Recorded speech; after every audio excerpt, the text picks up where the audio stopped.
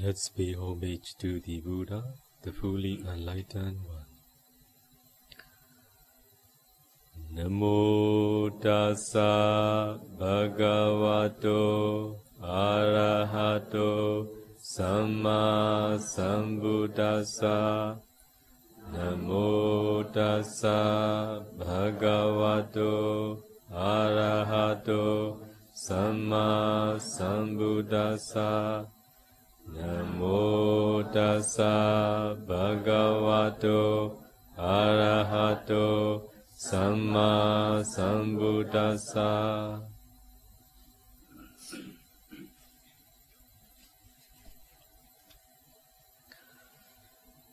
So before going to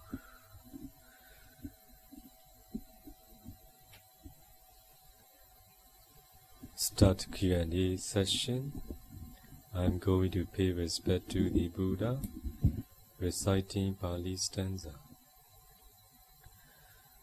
Buddho bodhaya diti tidanto yo dhammataya sa. Dhammataya tanto dhammante nova dharanaya sa.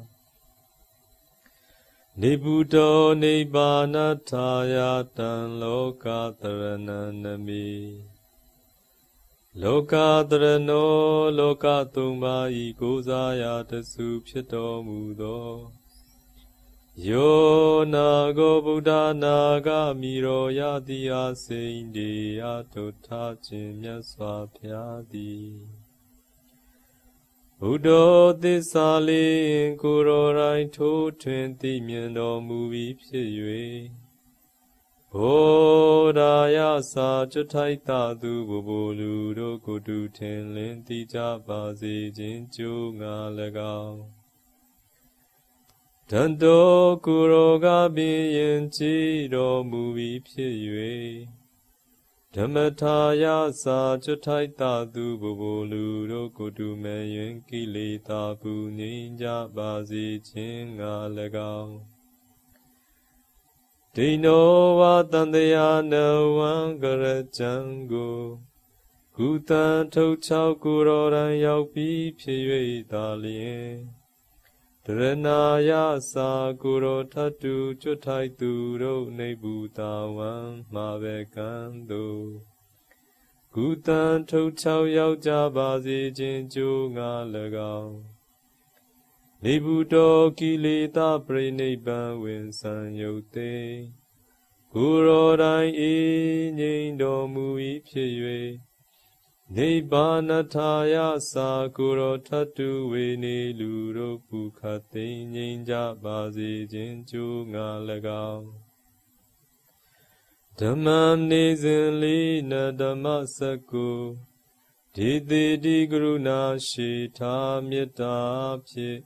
Ho cha tormu khe ba pe i. Loka dharana loka tumma ikosaya tasu phito mudo. Dhannagan Buddha naga miro yati asindi atotha tu myaswa phyago. Nami namami ko nau nalong thong song pyaung pyo. Mango sho yue kado myan no let song mo yue. Shikho nyo pa i myaswa phya myaswa phya.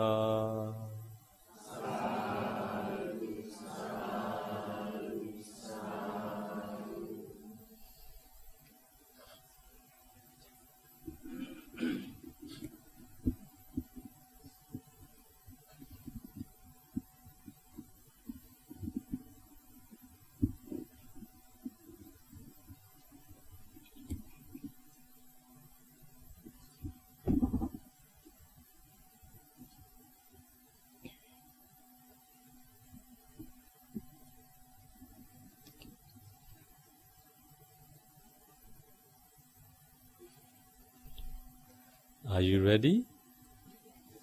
I'm ready.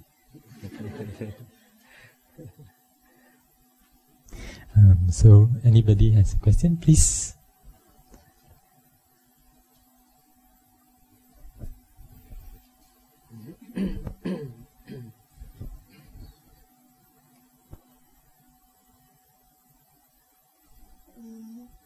asking this question on behalf of my sister. The first question is it rude if we address parapsychology as Bhante? And the second question is,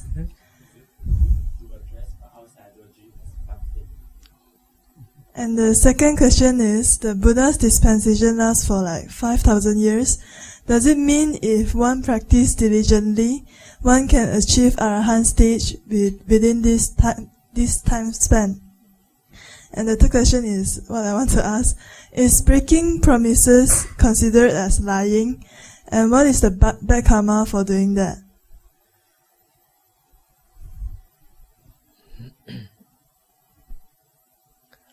So, the words that we address our senior bhikkhu as Bhante. So this is the word that appear in the Pali text directly, Avuso and Bhante. Avuso Ayasamanto, Ayasamanta, Bhante, Avuso. So all these are the usage that appear in the Pali text. So Avuso is a way of addressing to the junior bhikkhu. Bhante is a way of addressing the senior bhikkhu. So for Pausiaro, as he is very senior, so very old in age and very old in vasa. For that reason, even though Buddhists, people from different country, they don't understand what is the meaning of Sayadaw, they always address Sayadaw. Maybe you should learn it, I think. So, it is not rude. Anyway, for Myanmar Sayadaw, they are familiar with Sayadaw. So, Bhante is what they hear only when they communicate with foreigner bhikkhus. For example, my disciple, so those who are not very junior, not very much different in vasa with me, so they address me Bhante. Some also, with respect, they use Myanmar words, Sayadaw. So it is not rude anyway. So the way that a certain bhikkhu who live in Myanmar, they are very used to with Sayadaw. If it is very senior, if he calls Sayadaw, is also good. From your standpoint, as you are layman, Bhante to Pausiaro is not very suitable. Okay? This is for the first question. For second question, Buddha dispensation will last for 5,000 years. So Samma Vihariyo, this is the words of the Buddha. Samma, well, Vihariyo. If bhikkhus are going to practice well, there will be no absence of Arahant in this world. So we should not maybe talk much about 5,000 years. So this is what appears in the commentary, but there is some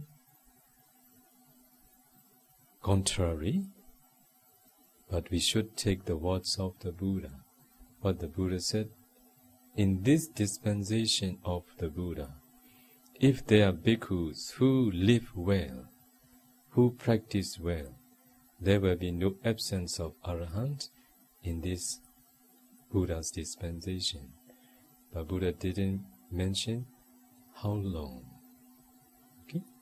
So suppose a certain bhikkhu has practiced meditation diligently, and then he attained a Sotapanna. He became a Sotapanna, first noble person, and then he teach other bhikkhus for the attainment of first path and fruition knowledge. This is a way of living well. This is a way of practicing well what the Buddha meant, Samma Vihariyo. In the same way, a certain bhikkhu has practiced meditation diligently, and then he attained second path and fruition knowledge. He became a second noble person. So then, those who have attained first path knowledge and those who have attained second path knowledge, they know how to teach others for the attainment of first path knowledge, second path knowledge. This is a way of living well. This is a way of practicing well as a bhikkhu. If a certain bhikkhu has attained third path and fruition knowledge, so he became as a Nagami, the third noble bhikkhu. As he has attained the third noble Buddha, he knows how to teach others, how to attain the third path and fruition knowledge. This is the way bhikkhus live well in this Buddha's dispensation. Another bhikkhu who have attained arahant path and fruition knowledge. If a certain bhikkhu has attained arahant path and fruition knowledge, they know how to teach others for the attainment of arahant path and fruition knowledge. In this way, if bhikkhus are practicing well in this Buddha's dispensation, there will be no lack of arahant in this Buddha dispensation. But if bhikkhus are not practicing, there is nobody who attains path and fruition knowledge, because they don't follow the words of the Buddha. So what did the Buddha say? What did the Buddha expound? It appears in the Anguttara Nikaya, the first chapter. If a certain bhikkhu teaches Adhamma as Dhamma, Dhamma as Adhamma, they are those who are harming for the benefit of many. They are those who are doing for the bad of many. They are those who are accumulating many unwholesome karma. They are promoting for the disappearance of the Buddha's teaching. Who? Those who are teaching Dhamma as Adhamma, Adhamma as Dhamma, they are those who are promoting for the disappearance of the teachings of the Buddha. So the Buddha said, bhikkhus develop concentration. The one who is concentrated knows and sees the Dhamma, the truth as they really are. And a certain bhikkhu teaches, no need to develop concentration. Without having developed concentration, it is possible to know and see the Dhamma as they really are. So nobody gets the opportunity to practice for the development of concentration. What I want to share with all of you according to my experiences. Along the way I'm doing propagation work. So I've been to many different countries. So I met with those who have very good parami. Before they meeting with me, they don't know that they have very good parami. Why? Because they never get the opportunity to practice the way the Buddha taught. Mostly nowadays, many people are practicing meditation in this world according to the traditions of the teacher, mostly not according to the Buddha. Because of this reason, so they are destroyed. So the attainment of absorption concentration has been destroyed. Why? They have never had how to develop concentration. They are taught how to practice vipassana. But vipassana meditation that has been taught nowadays, many are not according to the Buddha. Mostly they are according to the traditions of the well-known teachers. Because of this reason, those who didn't get the opportunity to develop concentration according to the Buddha's teaching, they don't know, they didn't get the opportunity to know that they have accumulated very good karma in the past. Only when I taught them anapanasati, so some within a few days, they could develop very good concentration. So they felt very happy. So there is one lady who is a doctor in Myanmar. She practiced other meditation methods. But at the end of the retreat, she was very happy to go back home because she felt very pain. But I taught him just maybe 5 months ago in Myanmar. So within 10 days, she could attain first jhana. And she came to know that she had very good parami. But before she never seen such light. Because nobody taught her to focus on one point. Just she was taught to pay attention to every present object. So the mind is wandering. Like? The mind is like wandering. It is very suited to our nature, right? So our habit of mind is taking many different objects. If a certain teacher taught like this, so very happy, but no way to develop concentration. Why? To develop concentration is to develop one-pointed mind on one object. That's why if someone teach Dhamma as Dhamma, so they are promoting for the disappearance of the Buddha's teaching. How to make the teachings of the Buddha disappear? Concentration will disappear. If there is no concentration, so the attainment of path and fruition has been destroyed. There will be no noble person in this world.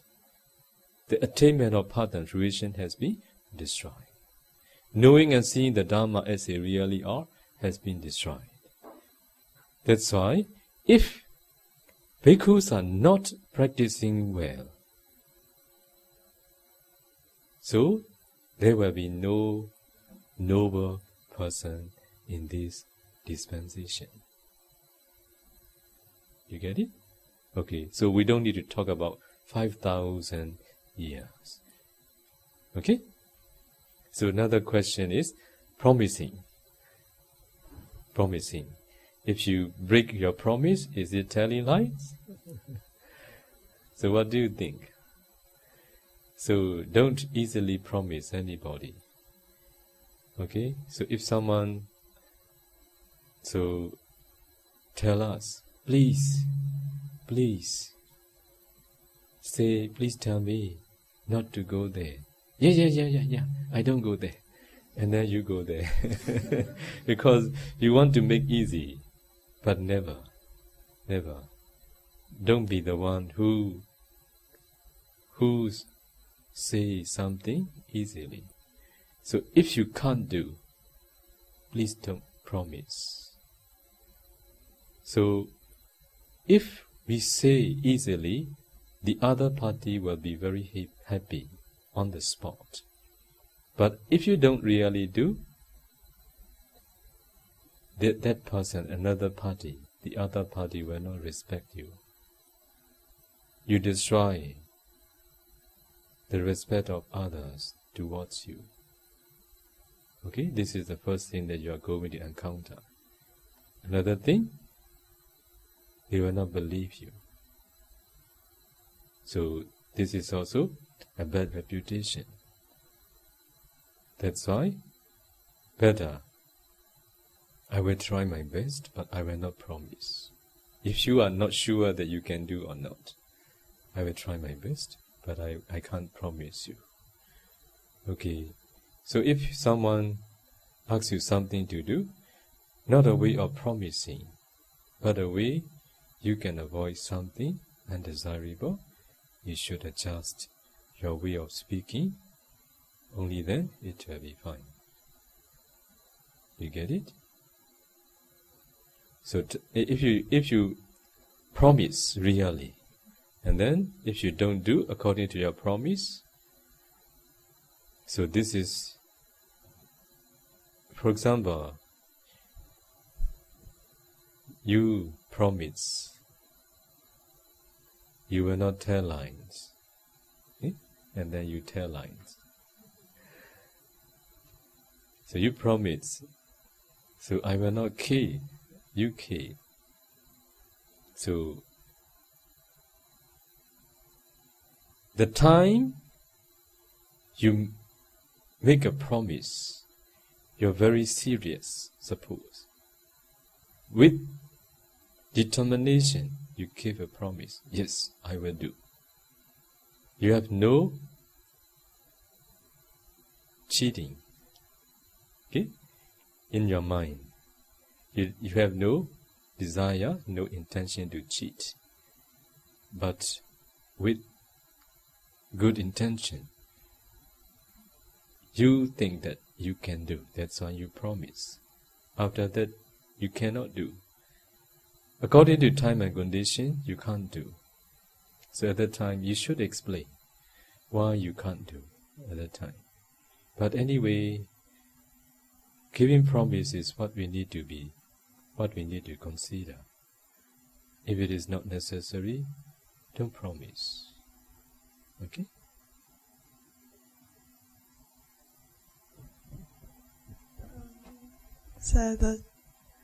So if like one person practice diligently in one life, can he attain arahantship?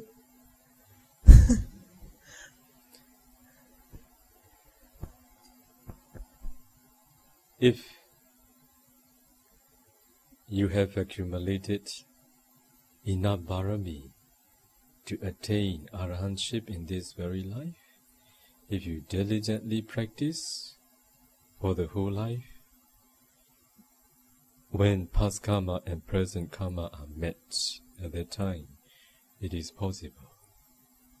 But if you are the one who had accumulated in the past, accumulated good bharami for the attainment of first path and fruition knowledge, if you try in this very life, you are going to attain first path and fruition knowledge when the past accumulated karma and present karma are met.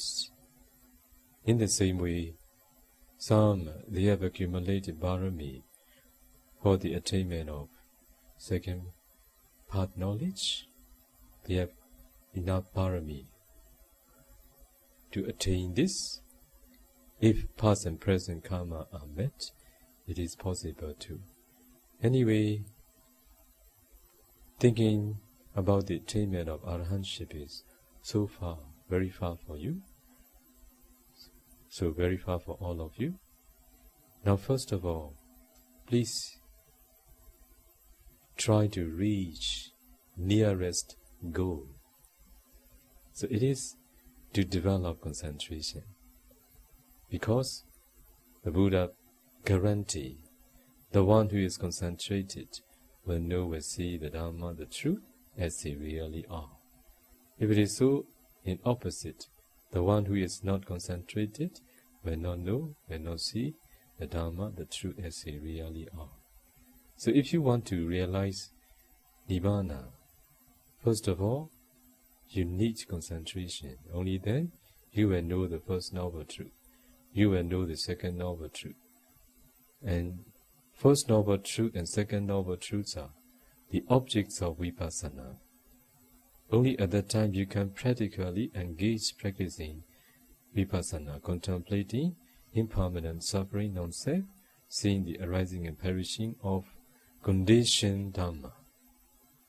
Only when you can contemplate impermanent suffering non-self, seeing the arising and perishing of conditioned Dhamma such as Rupa, Nama, Rupa, Nama together, and each Khanda, Khanda and Khanda, 5 Khanda together, past, present, future, near, far, both internally, externally, or about mentality, both wholesome and unwholesome. All these are your object of practicing meditation, vipassana meditation. If you engage practicing diligently, at a certain time, insight knowledge will mature. So when the insight knowledge mature, you will be instructed by your teachers not to pay attention on the arising, but to emphasize seeing the perishing only. By doing so, you will attain the knowledge equanimity towards formation, which is Sankharupeka Jnana.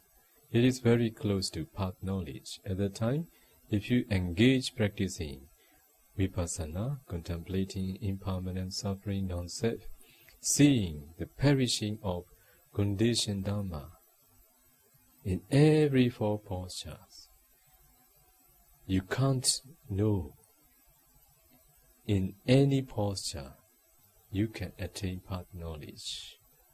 So if you attain the first path and fruition knowledge, you became a sort of panna. You prevent yourself from falling into 4 states. If you try to reach there, I think I'm very happy, you will be very happy. So now, please don't think much about Arahant attainment. Okay? Very far for you, I think now. Okay? Okay.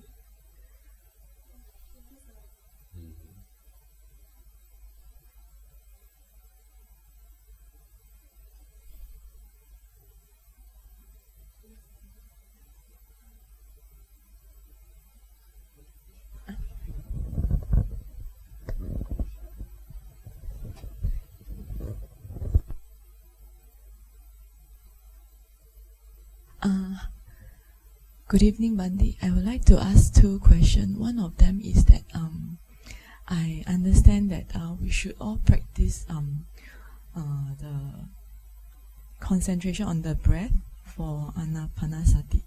But I heard that because the Buddha taught a lot of meditation method, there is also like those looking at the organs, those kind of things. So my question is that when will I know if I fail certain method and then I should move on to try another one? I mean, there is one question. And then, do you mean when should you change meditation object? Do you mean? Yes, like if I really cannot see the breath, that kind.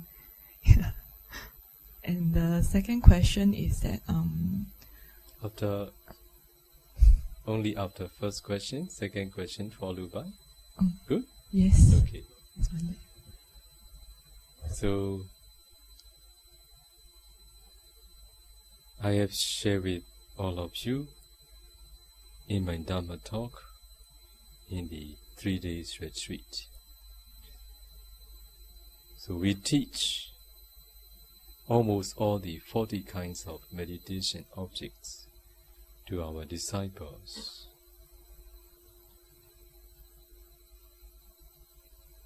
Because of this reason, if necessary, for those who can't practice anapana meditation successfully, even those he or she spend enough time practicing anapana meditation, if we see that meditators encounter difficulty with anapana meditation, so we consider what to teach.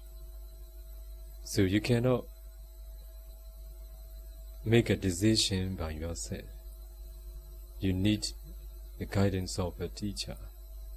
Also, the teacher must be the one who knows how to practice them. So, if you practice under the guidance of a teacher, who didn't teach the way the Buddha taught. So you will encounter difficulty. But sometimes some meditators, they complain us. Bhante, why do you teach almost all the 40 types of meditation objects to meditators? Just after having developed Anapana absorption concentration, is it not enough? So I told them, yes, enough. You can proceed to insight meditation if you don't want to continue other meditation objects. But we have our reason. Nowadays, even though meditators could develop absorption concentration with Anapana, sometimes we see that their parami is not very strong. Their concentration also not very strong yet. Even though they could attain absorption concentration, we see that we need to teach them for the development of deeper concentration. If we let them practice Anapana for a long time, just Anapana, so our human mind doesn't enjoy with one object, right? And then we change 32 parts of the body, their concentration getting stronger. And then based on skeleton, the color, white color of the bone, we teach them Vaikasina. So because of them, they attain first, second, third, and fourth Vaikasina absorption concentration. At that time, all the meditators, they reported, oh, my Vaikasina absorption concentration is much better than Anapana. In this way, we make them understand how important, and we make their concentration getting deeper. This is one reason. So if they get the opportunity to practice all the other samatha meditation objects, their concentration getting deeper. The stronger the concentration, the better the penetration, for that reason. So another reason, if they are bhikkhus, ordained persons, one day, as they are bhikkhu, they can't avoid helping Buddhist people. One day, they will be asked, one day, please teach meditation. I want to practice meditation. At that time, they need to teach lay devotee or their junior bhikkhus. So according to my teaching experiences, some they have accumulated good parami with Anapana in their past. So in this very life, if they get the opportunity to practice Anapana, they could develop easily. For those practitioners, so Anapana is very good. But for some, with Anapana, they encounter difficulty. Even to focus on the breath for 5 minutes, 10 minutes is uneasy. Even time passed, 2 months, 3 months, they could not focus on the breath well. So if the teachers are those who understand how to teach just Anapana meditation object, how can they teach their disciples? How can they help their disciples? So at that time, if teachers are those who know how to teach other meditation objects, at that time, they change teaching other meditation objects. Sometimes we teach 4 elements meditation. So what I want to share with all of you, so among my disciples, so I have experienced one meditator from Korea. So she practiced Anapana for 2 months, diligently, 5 sittings a day, but she could not maintain focusing easily on the breath. She encountered difficulty focusing on the breath. So 2 months. Already she practiced for 2 months. At that time, she would like to change meditation object. At that time, along the way, I was teaching. When she reported, I observed. In her report, I noticed she felt the characteristics of elements in her body more clearly. For that reason, I thought, it was 10 years ago, I think, I thought 4 elements may be suitable for her. And I taught her 4 elements meditation at that time. Even though she encountered much difficulty with Anapana, for 4 elements, within 1 week she could successfully practice. So for some, we changed teaching, Vaikasina. Some they could manage to develop Vaikasina meditation successfully. So in this way, it is very helpful. It is a way of sustaining the teachings of the Buddha. So we should hand it down from one generation to another in this way. Otherwise, the teachings of the Buddha will be destroyed or disappear easily. That's why not only the teachers, but also all the lay devotee need to go hand in hand. So even though the teacher is teaching, there is nobody who practices. How can we sustain? Okay? And then the next question is that I want to ask is I read that actually the Buddha didn't taught Abhidhamma, but it was added by the senior monks during those Buddhist council when they added it in. So, but then we are always told to learn what is directly taught by the Buddha, right? So that's my question. How should we handle it?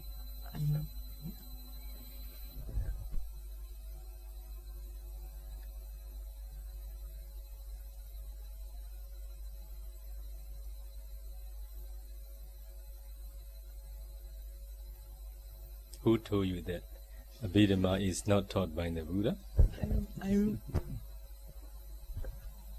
I read in some books. I mean, those writers, they read a lot of sutta and then they say that monks or during the Buddhist council and added into the Tipika, is it, or something like that? Yeah.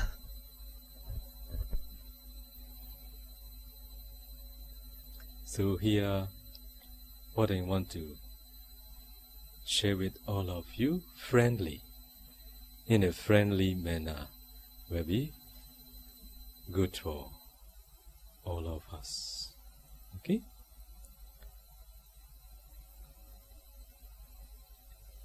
So, nowadays, in the Buddhist country, like Myanmar, Thailand.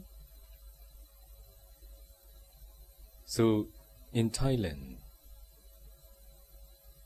a certain group didn't accept Abhidhamma. They also don't accept commentary too. They emphasize learning or studying just Pali Canon. They don't accept commentary and Abhidhamma. Who are they? They are those who don't learn. Mostly, forest tradition, they don't accept Abhidhamma and commentary. Do they learn Pali Canon? Not all. So, they have another group, they accept Abhidhamma and commentary. They are those who learn Pali, commentary and Abhidhamma. So, what I want to share with all of you, to be able to translate, interpret Pali Canon properly, we need the help of commentary. So, in times of the Buddha, when the Buddha expounded the Dhamma, the Buddha, is the one who has omniscient knowledge, who knows individual accumulated Bharami, the one who knows what meditator has practiced in their past, to which extent. Buddha is the one who knows how to teach the direct object for individual. That's why for the Buddha, he can open the heart of everybody, or he can support directly to the Bharami of individual. That's why in times of the Buddha, those who met with the Buddha are those who had accumulated Bharami along the way. The Bodhisattva was fulfilling Bharami. At that time, with the Buddha, enough. But sometime, Buddha expounded the Dhamma. Listeners, they didn't understand well. At that time they approached those very senior Mahathera, those who know well the wish of the Buddha. At that time they explain more detail what the Buddha taught. So it is commentary. So since Buddha's time, there exists this way of explanation. So in times of the Buddha, so they handed down from one generation to another verbally. Here you may feel doubt about if they have handed down the teachings of the Buddha verbally, how can they maintain? So from your ordinary point of view, you will think in this way. In times of the Buddha, many noble bhikkhus, almost all the Arahant, when they attain Arahampada fruition knowledge, they attain Patisambhida Jnana. Patisambhida Jnana, how to translate? Analytical knowledge. So with the attainment of analytical knowledge, Patisambhida Jnana, they are those who know the Tipitaka without committing into memory. With this attainment, they know the teachings of the Buddha. They don't need to commit into memory like all of us. Okay? That's why they can hand it down from one generation to another, Pali Canon, and also miscellaneous teaching, taught by the Buddha sometime by the great disciple, chief disciples. So these are handed down in a form of commentary. Okay? So we are fortunate because of commentary. We know how to teach all of you. So, suppose Buddha used the same word. At this, Buddha used a certain Pali word in a certain discourse. And then Buddha used this same word in another sutta. But the meanings are not the same. So, in the first sutta, the meaning is one. But in the another sutta, the meaning is another. So it is explained by the commentator.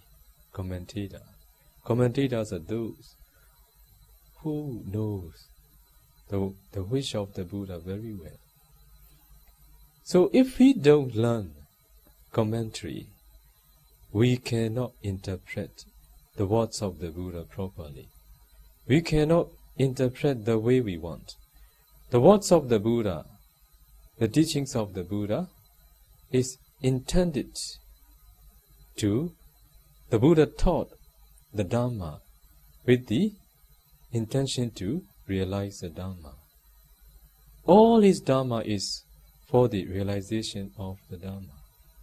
As you know, when we read a poem, the same poem, when we read, different people read, what happened? We interpret the way we understand, right? Why? There is no definite meaning in it. But the teachings of the Buddha cannot be translated as we like. Now what happened? Those who don't accept commentary, they interpret the teaching, the Pali Canon, the way they like. Unknowingly, it becomes their own commentary. Who should be relied? Who can be relied on? Who is reliable? Those who know the teachings of the Buddha, those who are arahant in times of the Buddha, or nowadays, ordinary foolish disciple. Sorry for my word. Who should we rely on? For me, I will rely on the commentators of those days. They know very well. Why do I say? I will share with all of you. There is a Anupada Sutta, directly taught by the Buddha. It is a sutta in which the Buddha praised the quality of the Venerable Sariputta. So, the quality of the capability and the quality of the Mahamoggallana, Venerable Mahamoggallana, was well known because he has very good supernatural power. So he was foremost among those who have attained supernatural power. So sometime he went to the celestial realm, he met with the celestial beings, and he asked, what is the karma that makes you reborn here? And why you have a lot of followers? And what is your karma? Asking, taking the answer, Venerable Mahamoggallana came down the human realm. He expounded, he shared the Dhamma with human beings. So in this way, human beings came to know about karma and Ichvasat. Sometime the Venerable Mahamoggallana went to the hell and then so make known karma and Ichvasat, why they are suffering there. So came back to human realm and then expounded this profound Dhamma to the lay people. So Mahamoggallana, Venerable Mahamoggallana, was well known. But for about Venerable Sariputta, not that many knew because of his great wisdom. Not many knew about. So Buddha praised the Venerable Sariputta. Venerable Sariputta is the one who can discern Citta and Cetasika, consciousness and associative mental factors one by one.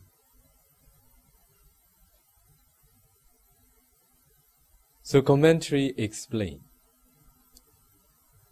not because Venerable Sariputta had very sharp wisdom, he could discern consciousness and associated mental factors one by one.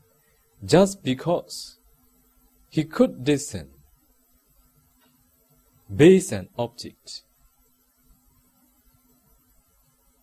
that's why he could discern mentality one by one. Why could he discern? Because he could discern base and object. If I say base and object, do you understand? You don't understand, right? Or you are there. Okay. Base me. Now, you see me, you all see me because of eye sensitivity. So, eye sensitivity is the sensitivity to which visible object can impinge on which the visible object can impinge. So, because of ear sensitivity, we hear the sound. Sound can impinge on the ear sensitivity. Visible object can impinge on eye sensitivity. Eye sensitivity is base. Visible object is the object. Okay? Sound is the object. Ear sensitivity is the base. If you can discern these two together, you can discern the mentality.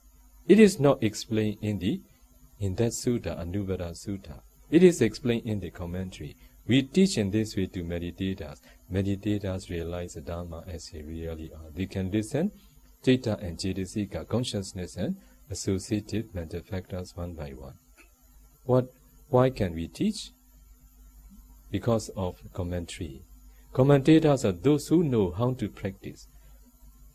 Their explanations are really very great. Now we can teach not because of the Buddha, but because of the commentators.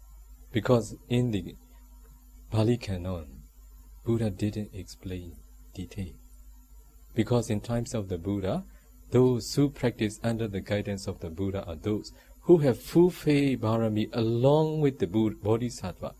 They have practiced under the guidance of Bodhisattva in many existences.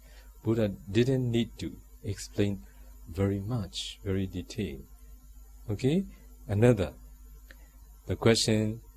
answer is not yet complete. Okay? So another thing is Abhidhamma. Those who don't accept Abhidhamma are very unfortunate. They are unfortunate being among the Buddhists. Very, very bad.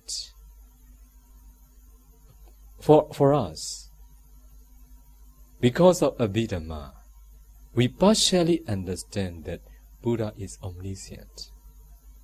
Okay? No one can teach this Abhidhamma. Very deep and profound. So it didn't explain about a person. It explained about universal truth, which is true all the time. It is not related to just humans. It is related to living things and non-living things. It talks about ultimate truth. It is explained only in the Abhidhamma. Another thing. So, after Buddha enlightened as a Buddha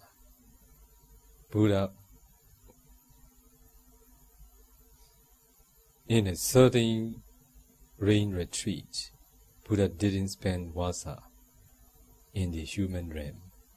Buddha went to the celestial realm.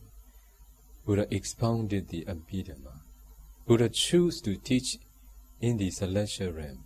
What is the reason? Buddha never taught Abhidhamma directly in the human realm. This is true. Why? the Abhidhamma need to be explained continuously, non-stop. It needs 3 months' time. So, the celestial beings, their lifespan is very long.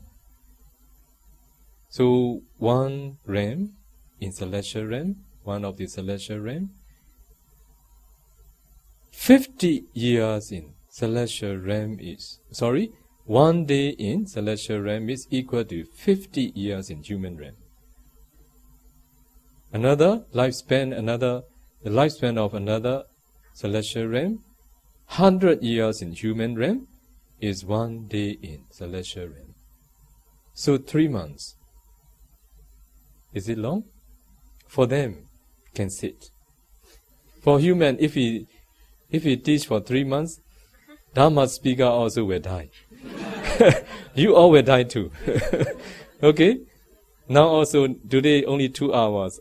If I give more than this, you all will complain me. Okay? Cannot. But Buddha is perfect, not only in his capability, but also in his accompany too. So every day, as Buddha is not a celestial being, he need to take his meal every day.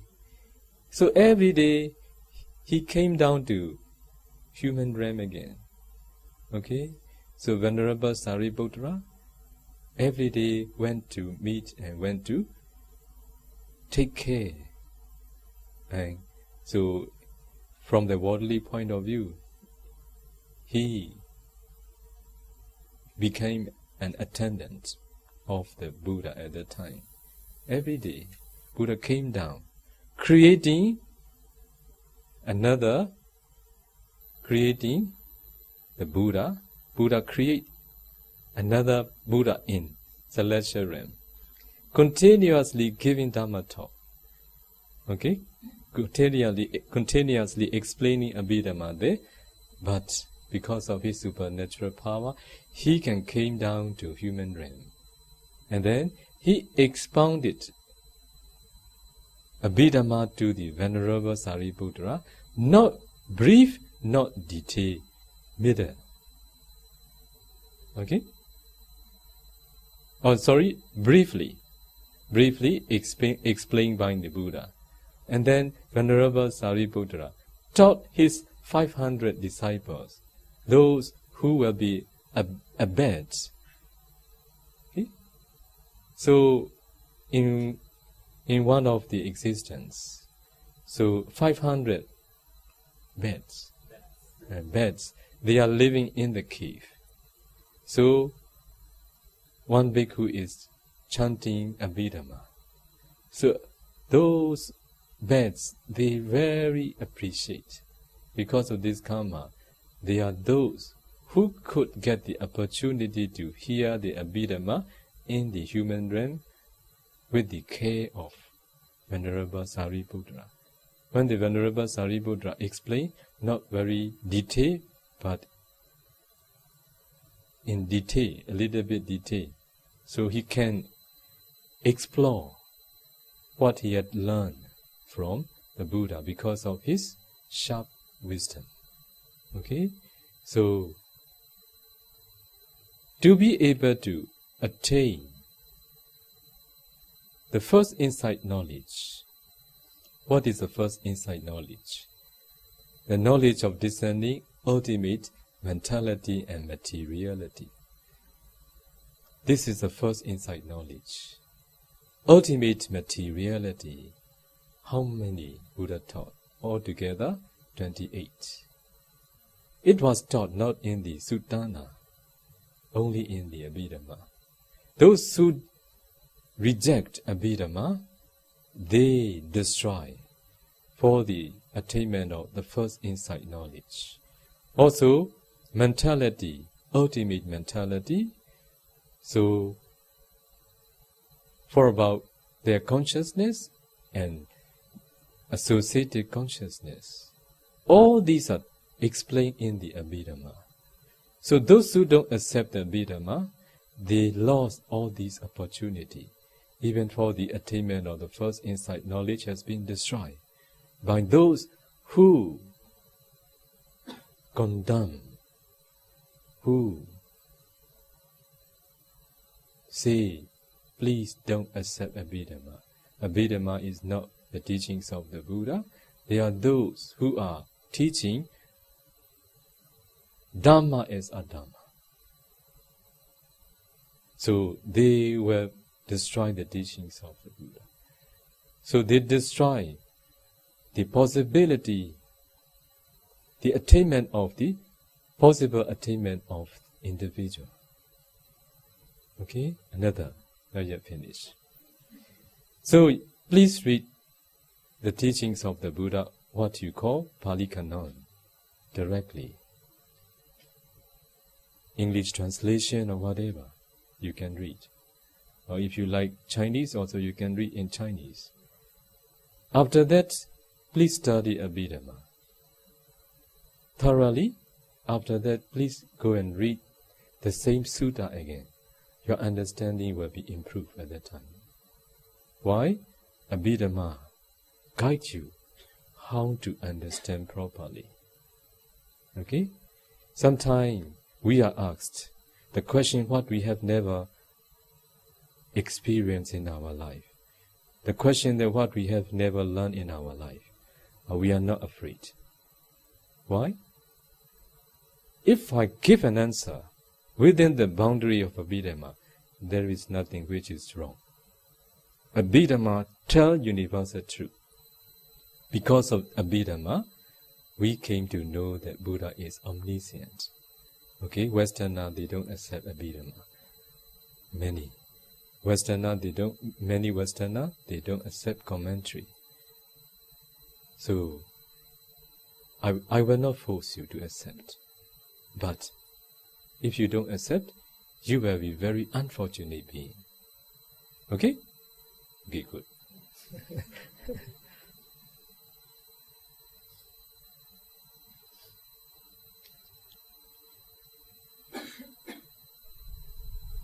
Evening, Bhante. So in the Sutta Satipatthana, you talk about the four foundations of mindfulness. So isn't it true that we should have this foundation first before we understand Abhidhamma better? Or because you talk about body, which you relate in the body contemplation, feelings, mental states, or mind state. So can you help us to link this training, teaching, and Abhidhamma, or by learning Abhidhamma, we fulfill all the four Satipatthanas?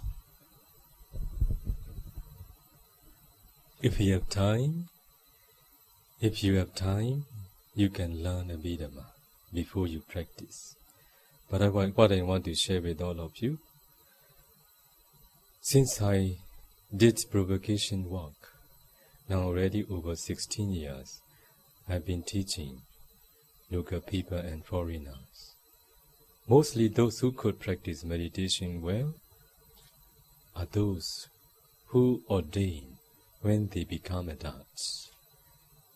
They renounced the world because of sense of urgency. They have life experiences. They see the fault and the danger of what they have done. That's why not like many ordained persons, those who ordained since they were young. Many, they have no life experiences. Sometimes even they are longing for what lay people are doing. Okay? For that reason, many of those, what I have taught, meditation practice, they have no any Abhidhamma knowledge. They have no Pali knowledge. Because of their past accumulated bharami, sense of urgency arose in them. So they could renounce the world. And because of seeing the fault and the danger of sensuality, their mind is powerful, strong, to engage practicing meditation.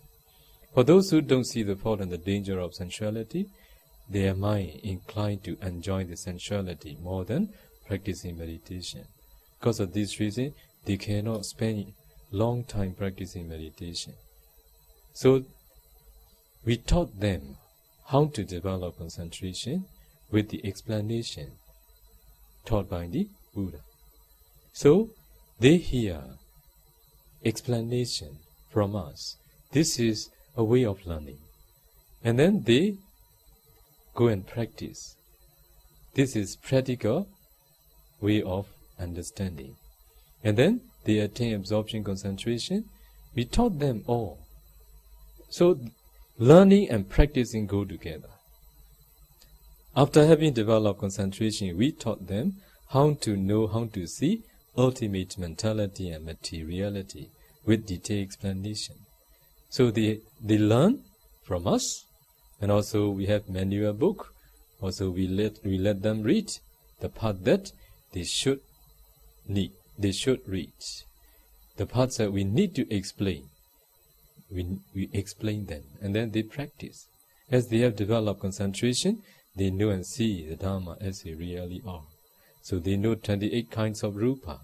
They know Citta and Cetasika, consciousness and associative mental factors. Directly with their insight knowledge, not just learning. Scholars, they have a lot of doubt and confusion. Is it possible, really, that we can know and see them? Because they have learning knowledge only. After that, so we taught them how to practice dependent origination. So we need to explain them. This is learning knowledge. And then they practice practically. This is direct knowledge. And then they practice vipassana. So at that time, so here I need to explain more. What is Kayanupassana? What is Cittanupassana? What is Vedananupassana? What is Dhammanupassana? So we Buddhists talk very much about 4 Satipatthana. And also almost all the teachers, they teach also 4 Satipatthana. But you need to know how to practice 4 Satipatthana properly. Those who know Rupa and Nama, they can practice 4 Satipatthana properly. So you see, as I explained in my Dhamma talk, the day before yesterday, the time I explained how to practice materiality meditation. If you practice 4 elements meditation the way taught by the Buddha, finally you will break your body down into very tiny small particles. So in each particle, there are earth, water, fire, wind, color, smell, taste, nutritive essence, life faculty, and sensitivity. 8, 9, or 10 kinds of ultimate materiality need to be discerned thoroughly. So, when you know, when you see ultimate materiality door by door, and if you do detailed method, you need to do more detail, part by part, 32 parts of the body. At that time, you see your whole body just as a small tiny particles. As you have analyzed, ultimate materiality exists in those small particles. You can pay attention to the ultimate materiality. At that time, if you walk with close your eyes, you see your whole body just small tiny particles which are rising and perishing rapidly. At that time, if you contemplate seeing the arising and perishing of ultimate materiality together with the small particles, at that time you are practicing Kayanupassana. Okay? Those who deny Abhidhamma, they are unfortunate. They cannot understand how to practice Kayanupassana. Okay? And also, according to the Buddha's teaching, after you pay attention, after you emphasize contemplating, seeing the arising and perishing of ultimate materiality with the small particles, you need to pay attention Nama. Only then you complete Kayanupassana. So as I have told all of you, so in the realm where there are 5 clinging aggregates, mentality arises based on materiality. So you can discern the mentality which arises in the form of cognitive process. Remember what I have shared with all of you. When meditators hear the sound impinges to the ear door. At the same time, it impinges to the bhavanga, mind door. At that time, cognitive process arise. So, in a form of cognitive process, as I have demonstrated, what my meditators reported. Okay? So, in each mind movement, this is each mind movement. In every mind movement, there is consciousness and its associative mental factors. So, in every mind movement, there is feeling. Okay? In every mind movement, there is feeling. Some with pleasant, some with equanimity. So you need to see this feeling to be able to practice Vedana-nupassana. Okay? So they are arising and perishing rapidly all the time. Only when you see them, you can practice Vedana-nupassana. Okay? So Vedana can't arise alone. So the nature of mentality, they arise together, they perish together. They have the same base, taking the same object. Okay? So, in every mind movement, you need this understanding. Feeling can't arise alone. It arises together with consciousness and its associated mental factors. With this understanding, if you emphasize seeing the arising and perishing of feeling, it is Vedana-nupassana. In the same way, in every mind movement, there is consciousness. Okay? Consciousness. There is no mind movement where there is no consciousness. So, as you have practiced Nama meditation, since you practice Nama meditation, you have discerned consciousness in each mind movement. So they are rising and perishing rapidly. But with this understanding, you need to emphasize seeing the arising and perishing of consciousness. What is your understanding? Consciousness can't arise alone. It arises together with the other associated mental factors. With this understanding, if you emphasize seeing the arising and perishing of consciousness, you practice Citta-nupassana. Okay? So phassa, contact. So there is, now you all see me. So my visible object impinges on your eye sensitivity, at the same time to the mind door. That's why there is a contact. Even though my body doesn't enter, there is a contact. So that contact, if you emphasize on that contact, phassa, it is Dhamma-nupassana. Phassa can't arise alone. It arises together with citta and other associated mental factors. In this way, you need to pay attention. But Dhamma-nupassana is very wide. So, 5 khanda, okay, 5 aggregates, also objects of Dhamma-nupassana. So, in every mind movement, there is an object, and there is its base. Base and object is materiality aggregate, rupa khanda. You get it? And also, feeling is feeling aggregate. Perception is perception aggregate. Consciousness is consciousness aggregate. Volitional formation is sankhara khanda. So altogether 5 khanda. If you pay attention, 5 khanda as an object of 5 khanda in every mind movement, they are also arising and perishing. It is Vedana-nupassana. 5 khanda is just nama rupa, right? If you know nama rupa, you can practice 5 khanda. And also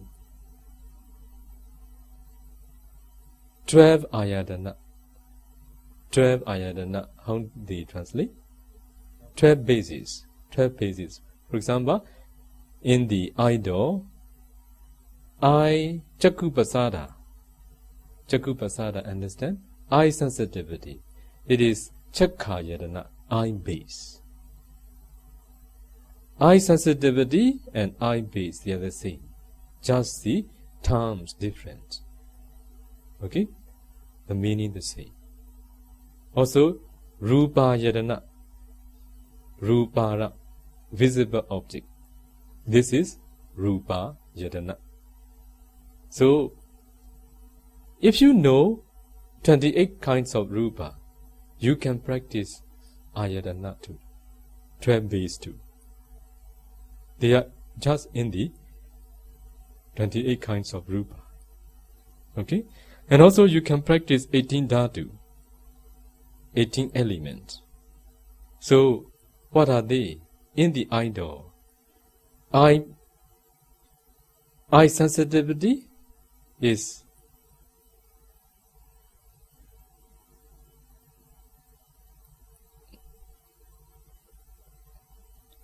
chakku dhatu. Okay, chakku dhatu, how to translate? Eye element. Chakku dhatu. Rupa ramana.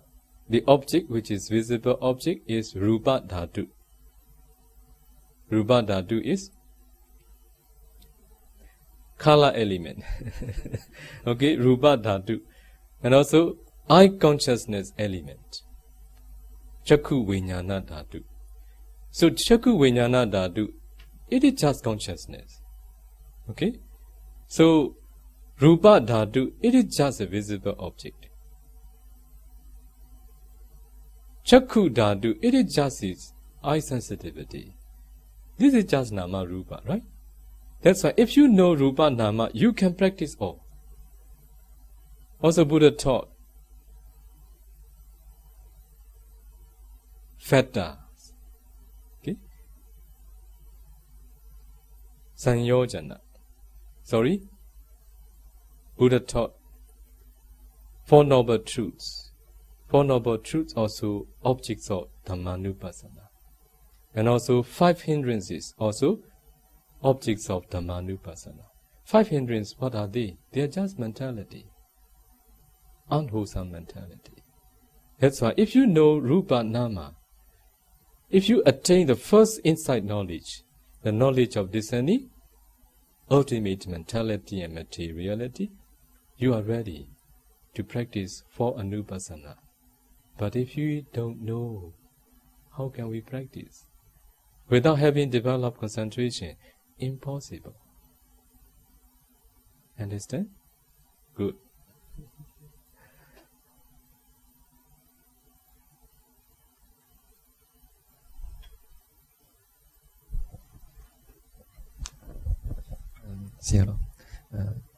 Thank you for your compassion for coming by to Singapore again. Now, you have actually taught that to arrest the wandering mind, one of the ways is to practice metta meditation mindfully and not just reciting it. Could Bhante just explain more? How do you practice metta mindfully? And also, is there there's a few standard lines that you have to recite, or you can recite any lines that you want when you practice mindfully? Thank you. So, when the meditators practice Anapana meditation with the intention to develop concentration,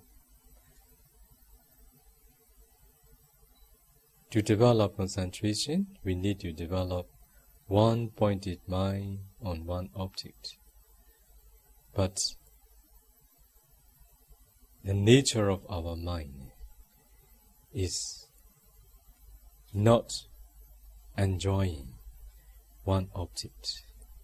It is not our habit of mind.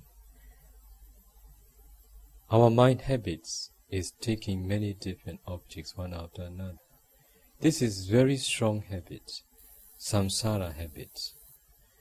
Now you are going to develop concentration. It means you are going to develop one-pointed mind on one object. You are going to practice against your samsara habits.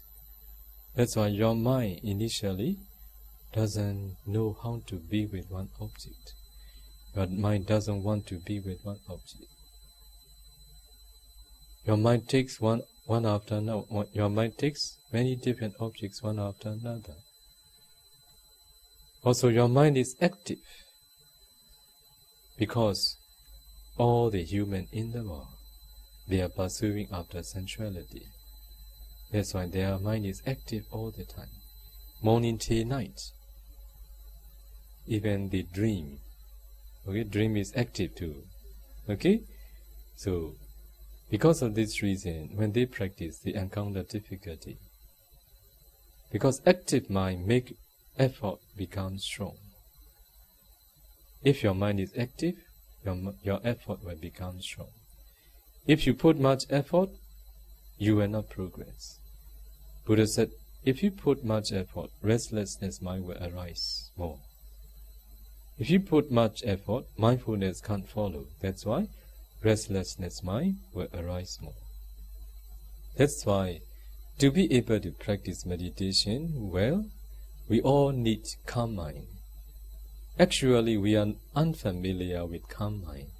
We are familiar with active mind, the mind that desires this and that, the mind that pursuing after this and that. This is our nature of mind. So when we practice, we need to prepare our mind. We need to make a good preparation for our meditation practice. It is to make the mind calm.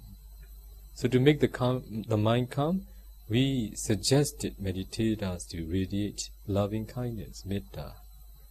Also sometimes we suggested meditators to do recollection of the qualities of the Buddha sometime. So some metta is good. Many metta is good, but sometimes they like Buddha Nusati. Anyway, whichever one we are going to practice, we need to train our mind. So when we suppose we are going to make the mind calm, radiating metta, so we need to radiate metta mindfully, not in a way of reciting. So Singaporean understand or not, I don't know. I want to give an example. In Myanmar, so housewife, they used to do chanting in their home. Some housewife, this is their daily practice. Maybe once a day or twice a day. So they enter the shrine room, they pay respect to the Buddha, and they do chanting. Samanta Chakawali Su Adara Gachandu Devata. Looking here and there. Okay? But I mean, they are very smart, very skillful chanting because they have memorized, right? Yeah, they are unmindful. Okay? Like all of you, 1, 2, 3, 4, 5 can count. Okay, without mistake. Because this is what we are used to. Not that way. Not that way. And also, may I be well and happy, may I be well and happy, may I be well and happy. Not this way. Okay? So wishing oneself to be well and happy. So with understanding on the sentence that you are going to use in your metta. Suppose you want to apply that sentence, may I be free from danger. So you should mindfully radiate with the wishing oneself to be free from danger. So mindfully, please do. But one important thing, this is the problems of many meditators when they practice metta. They expect something. Because of practicing metta meditation, they think they are going to be something. If they expect something, they cannot practice metta meditation. So I need to remind them, don't expect anything. Don't think that you are going to be something because of radiating metta. Don't think that you're going to feel something. All these are unnecessary things. Just with pure and clear mind. Mindfully radiate metta without any expectation. Whether you are going to be well and happy is not your matter. Your matter is to radiate mindfully. May I be well and happy. Concentrate on what you are doing for 5 minutes. And then you are going to radiate metta to someone you respect. You are going to radiate metta towards him or her. May he or may she be well and happy. May he or may she be well and happy. Whether she is or whether he is going to be well and happy is not your matter. You don't need to expect anything. Only with pure heart, wishing him, wishing her to be well and happy, you should radiate metta. If you do mindfully like this, within a short time, your mind becomes calm. This is a way you all need to practice. Some they complain me. They complain themselves and in a way of complaining me too. One day, I cannot practice metta. As if I have no metta at all. Even I cannot radiate metta towards me. Why? They expect some emotional feeling. Because they don't feel. That's why they think that they have no metta. No, you have metta. Okay, only because you have expectation. That's why you cannot do well. And then they went back and become a report. Bhante, now it is fine. Okay? So we all need to do with pure heart and mindfully, and it will be fine. Okay?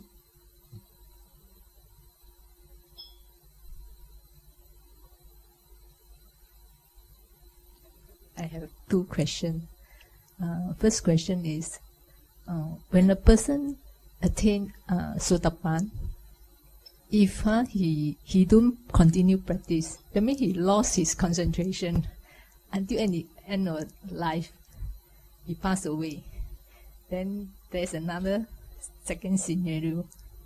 If the person, after he attained Sotapanna, then in the later part of his lifetime, he have this brain disease, then he lost his memory. Then he passed away. Oh. Then the next one, the next one, he is a Sotapan. Then he practiced negligently, but he didn't attain the second part and fruition, so he passed away. Any different in these 3 scenarios? You are manipulating. Yeah. Is he? Okay, I will tell you. Is he going to any different in his future existence? You worry much about? No, I'm curious. I'm curious to know. About. That's why you manipulate. So Sotapanna. No, I have to make my question clear. So Yes. Yeah, I will give you an answer clearly. Don't worry. Please make attain first. And then you will see that Sotapanna are those who will not leave their meditation behind. Because they have the more superior object where they can rest. Okay? Do you understand? What are you referring to? Most superior Because object? they can enter fruition knowledge when they want, taking Nibbana as an object. Even the Sotapanna, the first. Sotapanna, because path and fruition knowledge arises, taking Nibbana as an object. I thought it's only 3rd and 4th. No. Without even first. Without Nibbana, they cannot attain path and fruition knowledge. Every path and fruition knowledge take Nibbana as an object. Path knowledge arises only once. Fruition knowledge followed by. But after attaining path and fruition knowledge, in the future, any time, if they want to enter fruition, they can enter. Even when they are walking, they can enter. Even when they are sitting, they can enter. Even when they are standing, they can enter. Even when they are lying, they can enter. Okay? Like like a mother who need to take care of his sons or daughters because they are still young. He or she take care, but he also take care of himself too. Okay? He will maybe he may sometimes be busy, but he will not leave his care. Okay? So you don't need to worry. Then what happened if he lost his memory in a later part of his life? No, they will not happen. It will not happen to You mean them. a person who have attained the first path, he will not lost memory. His memory will not. Because they are not ordinary. They are not like ordinary people. Don't afraid. Okay, please try to make a thing first. Okay. Very encouraging because I always very forgetful. My husband said, "Next time I lost my memory." You will lose what you have learned, but you may not. You will not forget your attainment. Okay, this is direct knowledge, not by committing into memory.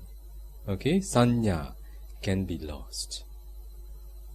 According to time and condition, unshakable faith cannot be destroyed by anybody. Okay? If you want to destroy also, you cannot. You have no any intention to destroy because you can't do. Only you will enjoy fruition knowledge. Okay? When you want. Okay? If you feel tired of, you have a place to rest. Rest. Good? Very good. Then second question. Monday said when the object impinge the 5 cent door, you also impinge my door. So if I sit there, I watch TV, I'm eating. If I sit there, I watch TV, I eating, then I taste the nice taste, I listen to the music. Then all the 5 cent door is impinged. So my door, how they take care? Because 5 times together must be very busy. You worry about. I'm wondering how it works. Oh, so mentality, they are very tremendously they are very quick. They are very rapid. So they have great ability. Not all at once can impinge. So when you are watching television, you hear, you see, you are eating, you taste, okay? So you smell too what you are eating. As if all impinges at once. No, cannot impinge at once. So like now you pay attention this, at that time you don't know this. Okay? So when you pay attention this, you don't know this. Application mind on one object. We can apply one object at once. Mind can't know 2 things at the same time. Hearing once, smelling another, tasting another, seeing another. But mentality very quick. As I do, so quick. Hearing, seeing, smelling, It's not 5 in 1. not 5 So in. bicycle. Don't worry. Mine can do. You can't do. Thank you, Monday.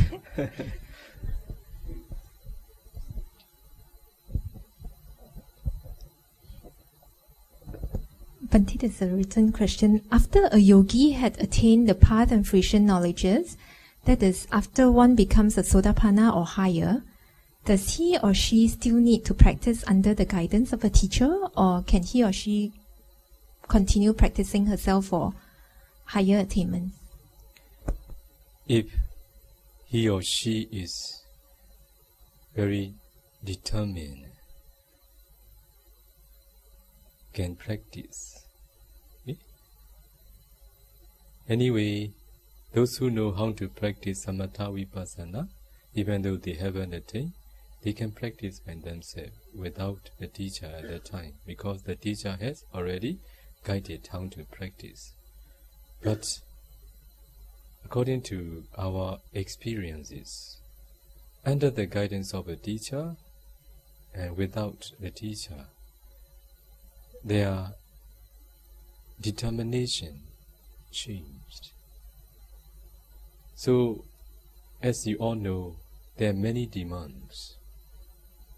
Sometimes some of my disciples, after they practice samatha vipassana, at that time, there are a lot of demands among Buddhists. One day they want to propagate Dhamma too. One day they want to teach others too. So what do they want to do? They want to do learning. Okay? They want to do learning. They want to gain learning knowledge. So they are thinking where to learn, from whom to learn. So it disturbs their meditation.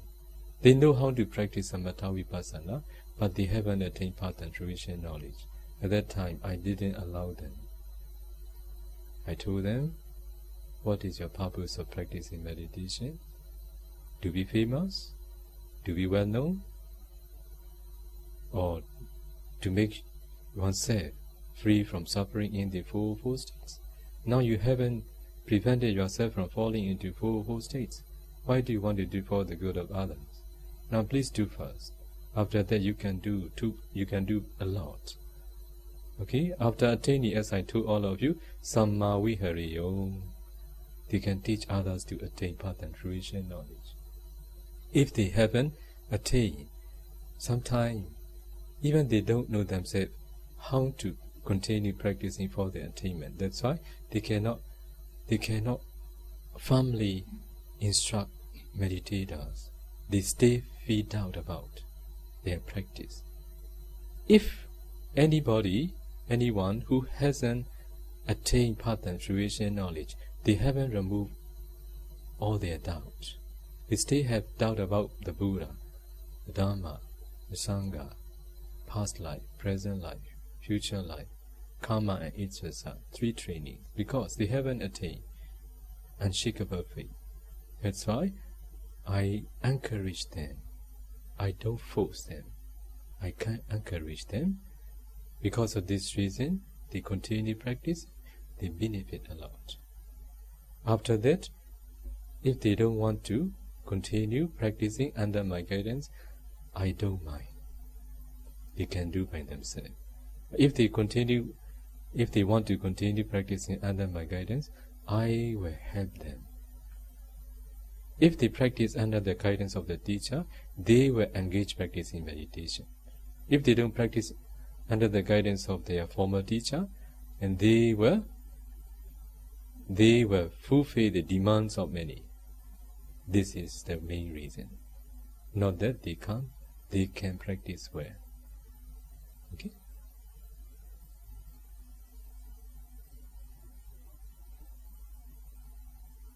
Oh, time passed quickly. Okay. Brothers and sisters, one last question.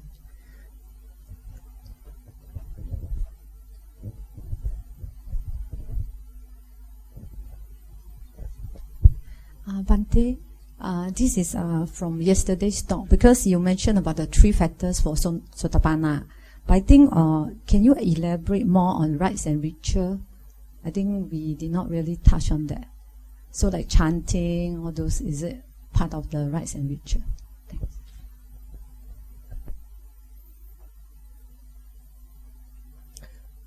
Chanting is good, but by chanting, you can make free from suffering. With this point of view, if you are doing, this is right and ritual. This is attachment to wrong practices. And also praying. Buddhism is not praying system, believing system, worshipping system. If a certain Buddhist ordained monk teaches you just by praying, just by worshipping, just by believing, you can expect for the realization of the Dhamma. So it will not be right practices. Okay? So if you do praying, worshipping, believing, Yeah, this is wholesome. This is wholesome. With this, you are going to be reborn in a good realm. But only the attitude is important. Your attitude changes. Oh, just by doing so, I can make free from suffering. This is wrong practices. Asking forgiveness for just by asking someone to forgive you because of the wrong actions you have done. Please forgive me. And someone is going to forgive you because of asking this. This is wrong practices. Okay? These all are attachment to wrong practices. Also in times of the Buddha, there are those who dog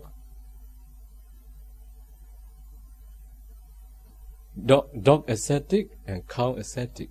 Those who practice like a dog, those who eat like a dog, those who go like a dog. So they have this belief. By doing so, they can make free from suffering. This is attachment to wrong practices. Okay?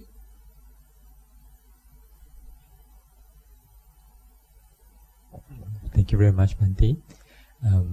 Since this is Bhante's last sharing before Bhante goes back to Myanmar tomorrow, and also this is the end of the year. Today's New Year's Eve and the New Year's coming. So maybe at this point, can we very humbly and respectfully ask Bhante if Bhante could perhaps give us one final admonishment, something for us to reflect upon, maybe something to rouse the sense of urgency, or something for us to look forward to what we should do for the new year. So can Bhante kindly give us this very powerful admonishment, please? Thank you.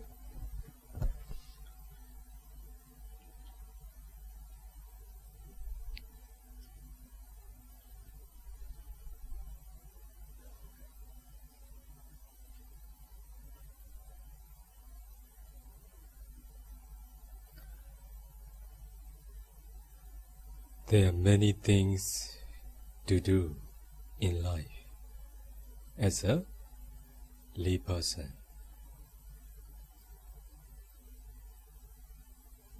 Those many things are mostly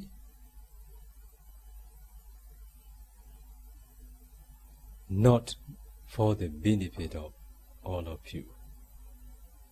Mostly they are for the bed of all of you. The reason is because you are led by your defilements in the pursuit of sensuality.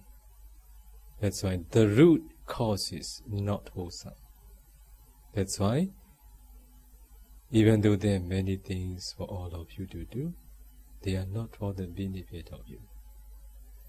But you all leave aside what is the most important for all of you. It is practicing meditation. Don't do like this. Only when the teacher came, you practice. When the teacher go back, you left everything behind. Okay? Engage practicing regularly in your wherever you are. So every day meditate. Every day. Make a schedule. So make one activity in your many activity. It is practicing meditation. You can spend a lot of time for other activities which is harmful for all of you. Why couldn't you, or why can't you put a certain activity which is really good for all of you? So put a certain activity, one activity which is practicing meditation. And also, if it is possible, on the holiday, like weekend, so at least one day, if you are calm and practice here, request si Bhante, request si Sayadaw, you would like to practice one day retreat. Okay, in this way you all should accumulate Bharami. At home you cannot do. Even weekend, even though you are determined, you will not do. So gather here and then meditate. And then the teacher will not run away. Okay? This is also a way of sustaining the teachings of the Buddha. If the teacher see that, Singaporeans are very lazy, they are very active in their worldly pursuit, but they are very lazy in meditation practice, the teacher will not be happy staying here. He will go somewhere. Okay? That's why this is also what you all need to request. Okay? So in this way, everyday practice, this is the most important thing. This will not harm you. This will provide you for the realization of the Dhamma in this very life. If it is not in this very life, in the near future. But what you are doing the whole life since you were young, they are not providing for the realization of the Dhamma. They are providing you to fall into the four states. Okay? So may you all be able to make use of this precious life, and may you all be able to engage practicing in this very life, and may you all attain at least first path and fruition in this very life.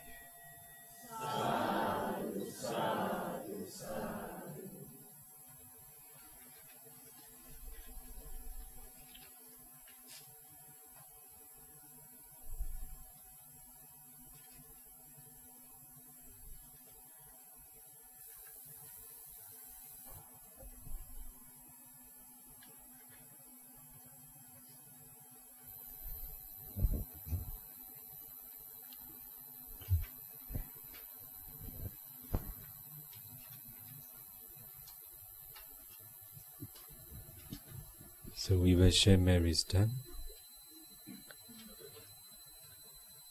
Idammi punyam asavakaya vaham hotu. Idammi punyam nibbanasa pacayo hotu. Mama punya bhagam sabba satanam bhajemi te sabbe me samam punya bhagam labantu sadhu sadhu.